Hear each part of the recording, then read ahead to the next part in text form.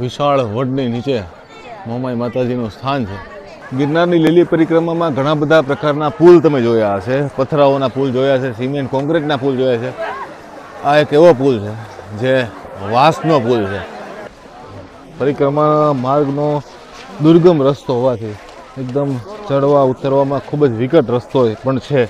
કે અહીંયા સામાન્ય વ્યક્તિ જેને ખબર છે એ જ લોકો આવે છે. બાકી મોસ્ટ ઓફ બોરદેવીથી બધા ભવનાથ તરફ વળી જાય છે.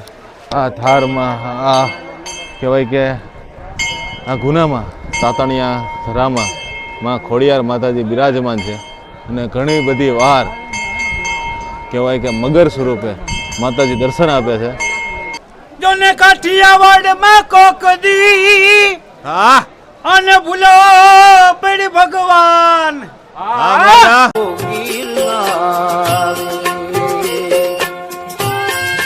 બોરદેવીના પટાંગણમાંથી આપણે જઈ રહ્યા છીએ બોરદેવીથી તાતણિયા ધરો, જ્યાં કહેવાય ખોડિયાર માતાજીનું સ્થાન છે. એના દર્શન કરવા માટે આપણે જઈ રહ્યા છીએ.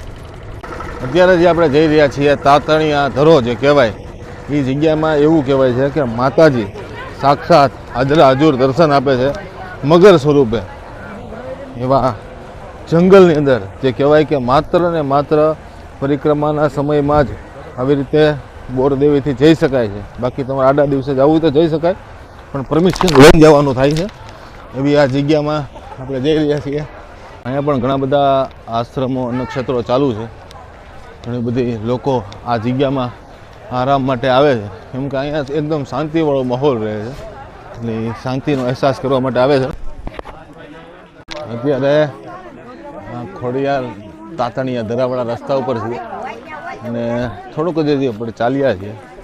અને આ રસ્તા ઉપર આપણે એકદમ નદીની બાજુમાં આપણે ચાલવાના છીએ. તમને જો આથી નજારો દેખાડો, નદીને ક્રોસ કરવાની છે, નદીની આસપાસ હાલવાનું છે અને પ્રકૃતિના આનંદ કરતાં કરતાં અને શાંતિવાળો માહોલ. ભલે પબ્લિક મધ્યમ છે પણ આનંદ એની છે પરિક્રમાનો. અને આવી ગઈ છે આ નદી, જેની આપણે ફરતે ટૂંકમાંની આસપાસ ચાલતા ચાલતા આપણે પહોંચી જશું તાતણિયા ધરાવાળા ખોડિયાર માતાજી પાસે. ફરીથી નદી આવી છે. આપણે વિચાર્યું હતું કે બોરદેવી પછી નદી નહીં આવે, પણ આ વખતે નદીની પાસેથી જ હાલવાનું છે. પહેલાં જ ક્રોસ કરવાની છે અને આગળ જતાં નદી વિરાટ સ્વરૂપ લેશે. અત્યારે આપણે પહોંચ્યા છીએ આ રસ્તાનું પ્રથમ મંદિર, એટલે કે મોમાઈ માનું વડ. અહીંયા અન્નક્ષેત્રની ખૂબ સુંદર વ્યવસ્થા છે. આ આખું પરિક્રમા રૂટથી થોડોક અલગ રસ્તો આવે. મોમાઈ માતાજીની પ્રસાદી છે. અહીંયા વિશાળ વડની નીચે મોમાઈ માતાજીનું સ્થાન છે. અને ભરતદાસ બાપુ જે મહાકાલ ગુફાવાળા બાપુ છે એ અહીંયા બિરાજમાન છે. અને દર પરિક્રમાએ અહીંયા અન્નક્ષેત્રની અને દર્શનની આખી વ્યવસ્થા રાખેલી છે. ત્યારે આપણે એ પ્રથમ પડાવ, એટલે આ રસ્તાનો પ્રથમ પડાવ એવા શ્રી મહાકાલ બાપુના શિષ્ય શ્રી ભરતદાસ બાપુએ જ્યાં ભજન કર્યું હોય એવી આ જગ્યામાં પહોંચ્યા છીએ. અહીંયા અન્નક્ષેત્રની પણ વ્યવસ્થા છે. ત્યાં કહેવાય કે પ્રસાદમાં ઘણું બધું છે જે તમે જોઈ શકો છો. પ્રથમ જ પગથિયા ચડતા હનુમાન દાદાના દર્શન થયા. અને રામાનંદી સાધુની જૂની જગ્યા વિશાળકાય વડ અને મોમાઈ વડ તરીકે ઓળખાતું. અને સાથે અહીંયા ભરતદાસ બાપુ બિરાજમાન છે. અને આ છે મોમાઈ માતાજીના દર્શન. ત્યાં તમે માતાજીના દર્શન કરી રહ્યા છો. જય મા મોમાઈ, જય મા મોમાઈ. અને આ પરિક્રમાના સમયે ભરતદાસ બાપુ આ જગ્યા ઉપર ધૂણો દખાવીને બેઠા હોય છે. અને મહાકાલ બાપુનો ફોટારૂપી દર્શન પણ રાખેલો છે. વાહ, જય મહાકાલ, જય ભરતદાસ બાપુ, સીતારામ. અલગ જ પ્રકારનો છે. વિશાળ નદીનું સ્વરૂપ આ જગ્યાએ દેખાય છે, કેમ કે આપણે હાવ તળેટીમાં છે. અને અહીંયા એક ફાટેલ ખોડિયાર માતાજીનું સ્થાન છે, જે મોમાઈ માતાજીના સ્થાનની એકદમ આગળ જતા આવે છે. અહીંયા મહાત્મા બિરાજમાન છે. બીજું આ રસ્તે અત્યારે તમે જુઓ પ્રકૃતિનો ખજાનો. આ રસ્તાની એક અલગ મજા છે. આ આખો નદીના પ્રવાહની પાસે જ ચાલવાનું હોય છે. આગળ એક પુલ પણ આવશે. અને બીજું એ કે આ જગ્યાએ માતાજી ખોડિયાર માતાજી તો બિરાજમાન છે, પણ એક એવા બહારવટિયા જેનો ઇતિહાસ ખૂબ જ નયન રમણીય. ટૂંકમાં એ યાદ કરીએ તો આમ પોરાના પલ્લા છૂટવા માંડે એવા વીર રામવાળાનું પણ અહીંયા એક સ્થાન છે, જે કહેવાય કે જ્યારે ઘાયલ થયા હતા ત્યારે એ આ ગુફામાં એક આ સ્થાનમાં ગિરનાર ક્ષેત્રમાં ગુફામાં આવ્યા હતા તો એનો પણ પ્રયત્ન કરાવીશ એ ગુફાના દર્શન કરાવવાનો. અત્યારે આપણે નદીના પ્રવાહની પાસે આવા પથરાઓવાળા રસ્તેથી ચાલીને જઈ રહ્યા છીએ. આ જગ્યા નદીનું વહેણ ખૂબ જ સરસ, એટલે કે સારું પાણીનો પ્રવાહ હોવાથી ઘણા બધા લોકો આ જગ્યા ઉપર સ્નાન આદિ કરતા હોય છે. જે બોરદેવી અથવા તો બોરદેવીના વિસ્તારની આજુબાજુ રોકાણા હોય છે એ સ્પેશિયલ સ્નાન કરવા માટે આવે છે. ગિરનારની લીલી પરિક્રમામાં ઘણા બધા પ્રકારના પુલ તમે જોયા હશે. પથરાઓના પુલ જોયા છે, સિમેન્ટ કોન્ક્રીટના પુલ જોયા છે. આ એક એવો પુલ છે જે વાંસનો પુલ છે, જે આ રસ્તામાં જ આવે છે. જો તમે એકસાથે કેટલા બધા લોકો ચાલે છે અને વર્ષોથી ચાલે છે તો પણ આ અવિરતપણે અડગ મજબૂત રીતે આ પુલ બનેલો છે, જેનાથી લોકોને હાલવા ચાલવામાં ઇઝી પડે છે અને એકદમ સરસ આ પુલ છે. એટલે એકમાત્ર આ પુલ તમે વાંસનો જોઈ શકો છો, એ આ રસ્તામાં જ આવે છે. પછી અત્યારે આપણે આ સાઈડ હાલી છીએ, હવે સામેની સાઈડ આપણે ચાલવાના છીએ. વાંસના પુલ ઉપર હવે આપણે પહોંચી ગયા છીએ. વાહ ભાઈ વાહ, અહીં હું તમને નજારો બતાવું. અહીંયા બધા ઘણા બધા લોકો સ્નાન કરે છે અને આ બાજુ જો આખો પ્રકૃતિનો ખજાનો. આ ટૂંકમાં એક અલગ અનુભૂતિ, અલૌકિક અનુભૂતિ આ રસ્તામાં આ જગ્યા ઉપર થાય છે.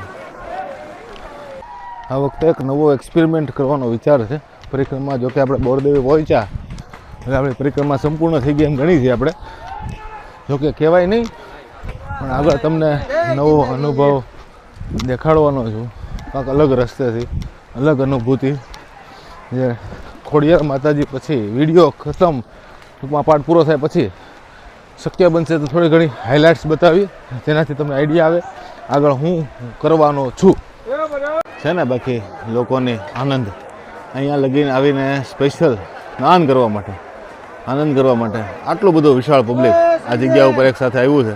આપણે થોડા સમય પહેલાં એક ઝંઝટગીરી બાપુનો વિડીયો બનાવ્યો હતો, શોર્ટ રીલ બનાવી હતી. ઘણા બધા લોકો પૂછતા હતા કે આ બાપુ ક્યાં રહેતા. એ આ જ જંગલની અંદર કાળો ગુણો નામક જગ્યામાં ઘણા બધા વર્ષો ભજન કરેલા. હા, એ કાળો ગુણો અહીંયા આટલામાં જ ક્યાંક છે. આ ગિરનારની પહાડીમાં તાતણિયા ધરાની પહેલાં અને મોમાઈ માતાજીના સ્થાનની બાદમાં આ જંગલમાં એ બાપુ 36 વર્ષ લગીને આવા પથરાઓમાં ભજન કરેલું. સામે એક પહાડ દેખાય છે, ગધેસિંગનો પહાડ છે.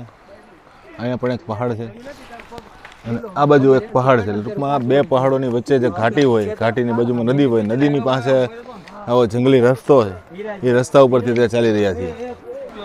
આ છે એ કાળો ગુણો, જ્યાં એવા સિદ્ધ મહાત્મા જે ઝંઝટગીરી બાપુ તરીકે આ સિદ્ધ ભૂમિના પહાડોમાં બિરાજમાન થયા હતા. આ ગમે શિલા ઉપર બેઠાય છે, બેહતા હશે. અત્યારે તો હાલ કહેવાય કે આ જગ્યામાં નથી, અત્યારે બીજી જગ્યાએ છે. એનો આપણે થોડા ટાઈમ પહેલાં વિડીયો બનાવ્યો હતો. આખો કાળા કલરનો લાગે છે એટલે હું કાળો ખૂનો કહું છું. મને પાકી ખબર નથી, તમારું શું કહેવું છે કોમેન્ટમાં જણાવજો. અને આગળના એક્સપેરિમેન્ટ માટે સ્ટે ટ્યુન રહેજો, આગળ નવું કાંઈક થવાનું છે. અહીંયા પણ એવી વિચિત્ર શિલાઓ આવે છે જેની ઉપર ચડવું ઉતરવું ખૂબ જ વિકટ રહે છે. તો બેઠા બેઠા લોકો ચડે છે, ઉતરે છે. ખૂબ જ હાર્ડ છે. અહીંયા ઘણા બધા એવા પોઈન્ટ અને ટૂંક જ સમયમાં જો સામે ધજા દેખાય છે એ રામવાળા બાપુનું ભોયરું છે અને સામે કેસરી ધજા દેખાય છે એ માતાજીની સ્થાન છે. પરિક્રમા માર્ગનો દુર્ગમ રસ્તો હોવાથી એકદમ ચડવા ઉતરવામાં ખૂબ જ વિકટ રસ્તો પણ છે. કે અહીંયા સામાન્ય વ્યક્તિ જેને ખબર છે એ જ લોકો આવે છે. બાકી મોસ્ટ ઓફ બોરદેવીથી બધા ભવનાથ તરફ વળી જાય છે. અમારી જેવા જે દર્શન માટે નીકળ્યા હોય એ બધા જરૂર આ જગ્યા ઉપર દર્શન કરવા, માં ખોડિયાર માતાજીના અને રામબાપુના ગુફાના દર્શન કરવા જરૂર આવે છે. ફાઇનલ પોઈન્ટ છે અને કઈ રીતે જવાનું છે જુઓ, કઈ રીતે આ માળિયું, મોટી ઉંમરની માવડીઓ, કઈ રીતે આ કહેવાય ઘોડી, નાની મિની ઘોડી જે કહેવાય પથ્થરવાળી એ ચડે છે અને પાછળ ગધેસિંગનો પહાડ દેખાય છે.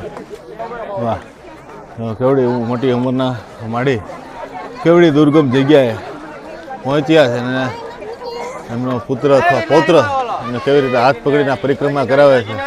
અત્યારે આપણે અહીંયા પહોંચ્યા છીએ પ્રથમ આગળ વિડીયોમાં કીધું હતું કે આપણે પહેલાં રામ બાપુના દર્શન કરશું, પણ રામ બાપુના દર્શન તો કરવાના જ છે. ઉપર જઈને હું નીચે આવ્યો છું, એનો અલગ સ્પેશિયલ વિડીયો બનાવીશ, જેનાથી જે પણ લોકો આ જગ્યાનો જાણવા માંગતા હોય શું છે ઇતિહાસ, એને એક અલગ વસ્તુ, અલગ ઇતિહાસ, એમના વંશજો એટલે એમના કહેવાય કે એમના પિતાજીના વંશજો નાથી ખબર પડે. પણ અત્યારે આપણે માતાજીના દર્શન કરવા જઈએ. ત્યાં પિંગલાધાર ખોડિયાર યુવક મંડળ વિછિયા ગામથી ખૂબ જ સુંદર આયોજન કરવામાં આવેલું છે અન્નક્ષેત્રનું. જે પણ લોકો અહીંયા પહોંચે છે એમને અન્નક્ષેત્રનો લાભ મળે છે. અહીંયા બધાને ભાવ પ્રેમથી જમાડે છે. વિશાળ કાંઈ શિલાની નીચે સામે માં ખોડિયાર માતાજીનું સ્થાનક છે, જેના દૂરથી તમે દર્શન કરાવો. અહીંયા ઘણી બધી માતાજીના શણગારની વસ્તુઓ અહીંયા વેચવામાં આવે છે. આવા રસ્તેથી સામેની સાઈડ કે સામેની સાઈડ માતાજીનું સ્થાનક છે, માતાજી બિરાજમાન છે. તમને અહીંથી પેલા દર્શન કરાવું. આ થારમાં આ કહેવાય કે આ ગુનામાં તાતણિયા ધરામાં માં ખોડિયાર માતાજી બિરાજમાન છે. અને ઘણી બધી વાર કહેવાય કે મગર સ્વરૂપે માતાજી દર્શન આપે છે. અત્યારે એ માતાજીના તમને દૂરથી દર્શન કરાવી રહ્યો છું. રામ બાપુ જે છે એ આ માતાજીના સેવા માટે આ જગ્યામાં આવેલા, અને માતાજીનો સાક્ષાત્કાર, પ્રચા, ચમત્કાર ઘણો બધો થયેલો. એનો આપણે નેક્સ્ટ વિડીયો છે, એટલે એના માટે સ્ટે ટ્યુન રહેજો. અત્યારે તમે દર્શન કરી રહ્યા છો માં ખોડિયાર માતાજીના સામેની સાઈડથી. ત્યારે આપણે પ્રથમ વખત માતાજીના દર્શન કરવા માટે જઈ રહ્યા છીએ. એકદમ ક્રિસ્ટલ ક્લિયર પાણી છે, અને અહીંયા નાનો ઝરણા જેવું પણ છે. પાણી તો આ વખતે પરિક્રમામાં ખૂબ જ આપણને બધી જગ્યાએ દેખાણું છે. અહીંયા પણ વાંસનો પુલ છે. જે પણ લોકો આ માતાજીના દર્શન કરવા માટે આવે છે ત્યાં વાંસના પુલમાંથી થઈને જ આગળ જાય છે. વાહ, પછી નજારો જોવો માતાજીનો. અત્યારે માતાજીને તમને દર્શન કરાવવા લઈ જાઓ. એકદમ સામેના કાંઠે પુલ ઉપરથી થઈને માતાજી પાસે પહોંચી ગયા છે. જય ગિરનારે, જય ગિરનારે. હા, એ ગુનામાં માતાજી મગર સ્વરૂપે કોઈ બી જગ્યાએ ક્યારે બી કોઈને બી ગમે ત્યારે દર્શન આપે છે. એવી આ માં ખોડિયારના બેસણા આ પહાડોની કહેવાય કે ઢલાનમાં, એક પહાડોના ખાંચામાં છે.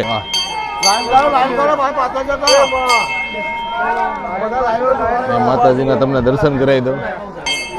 જોને કાઠિયાવાડ માં કોક દી હા, અને ભૂલો પડી ભગવાન. તો તને મારું મુઘીરો મહેમાન જો. અરે રે તને સરગે ભૂલાવું શામળા. જય ગિરનારે. જય. હવે આપણે માતાજી પાસે પહોંચી ગયા છીએ. માતાજીના દર્શન કરવા માટે પહોંચી ગયા છીએ. માતાજીનું સ્થાનક છે, ત્યાં માતાજી અહીંયા હાજરા હજુર બેઠા છે. રામવાડાની ખોડિયાર બાપુ, અને અહીંયા બીજા પણ બાપુ છે. નવગણા કાચે તમે પ્રગટિયા ચાલની કરવાર ખોડિયાર મેલોય બોલડા. અત્યારે આ માતાજીના દર્શન કર્યા બાદ આ સાવરકુંડલાનું ગ્રુપ મળ્યું છે, જે છેલ્લા 15 વર્ષથી ગિરનારની પરિક્રમા કરે છે, મહાશિવરાત્રિનો પર્વ ઉજવે છે. સાથે સાથે કોઈ બી જગ્યાએ ગિરનાર ક્ષેત્ર, ભવનાથ, જુનાગઢ કોઈ બી જગ્યાએ સેવાકીય પ્રવૃત્તિ હોય તો હંમેશા આગળ હોય છે. એવા સેવાકીય યુવાનો જે કહેવાય સાવરકુંડલાના એ અમને મળ્યા છે. વાહ, જેનું નામ છે, નામે સાંભળો, ગુરુદત્ત યુવા મંડળ. જય ગિરનારી. કર્યા બાદ તમને એક મેં કીધું હતું સરપ્રાઈઝ દેવાની છે, કાંઈક એક્સપ્લોર કરવાનું છે, કાંઈક નવું જાણવાનું છે, કાંઈક નવું જોવાનું છે. તો આપણી પરિક્રમા તો છે ને કાંઈક અલગ પ્રકારની કરવાની છે. બોરદેવીથી આપણે માતાજી પાસે પહોંચી ગયા, દર્શન કરાવ્યા તમને, અને હવે અહીંયાથી રસ્તો છે સીધો જાય બિલખા. અહીંથી 5 કિલોમીટર દેખાડે છે અને રામનાથ 3 કિલોમીટર બતાવે છે. એટલે અહીંયાથી રામનાથનો કેવો રસ્તો છે એ એક્સપ્લોર કરવાનો છે. આ જે રસ્તો છે, રસ્તાથી સીધું સામેની સાઈડ અહીંયા રામનાથ સીધું પહોંચી જવાય છે.